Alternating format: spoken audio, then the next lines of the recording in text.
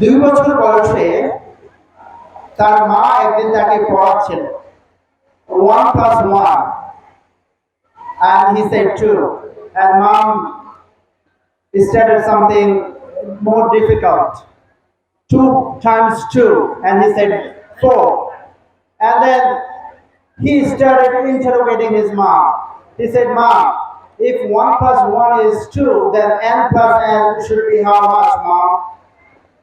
And then তার মা অনেকটা সারপ্রাইজ হয়ে গেছে। তার মা বলল 2n। এবার সে বলল তাহলে n টাইমস n। এবার মা মানে মার জন্য কঠিন হয়ে যাচ্ছে। 2 বছর বয়সে তার একটা বাচ্চা এই ধরনের কোশ্চেন শুনে তার মা এটা আমাকে জানালো।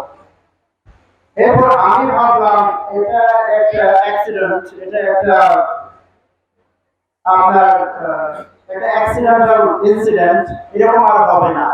কিন্তু এরকম ঘটনা বারবার হতে লাগলো।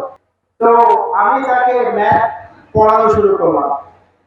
তো তার যখন বয়স 4 তখন আমার পক্ষে সম্ভব হচ্ছিল না, কারণ সে আমাকে পড়ানো শুরু করলো।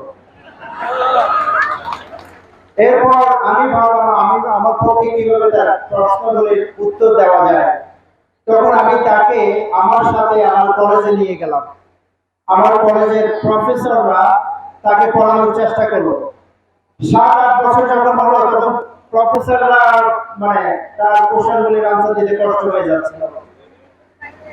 তো এরপর সে যে স্কুলে ছিল সেই স্কুল তাকে 4th শ্রেণী থেকে 9ম শ্রেণীতে ট্রান্সফার করলো।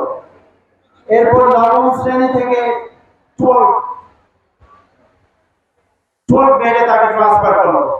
তো সে এখন এই জুনে সে গ্রাজুয়েশন করবে আর সে নিউ ইয়র্ক ইউনিভার্সিটিতে চান্স পেয়েছে ম্যাথ এবং ফিজিক্সে অনার্স করার জন্য।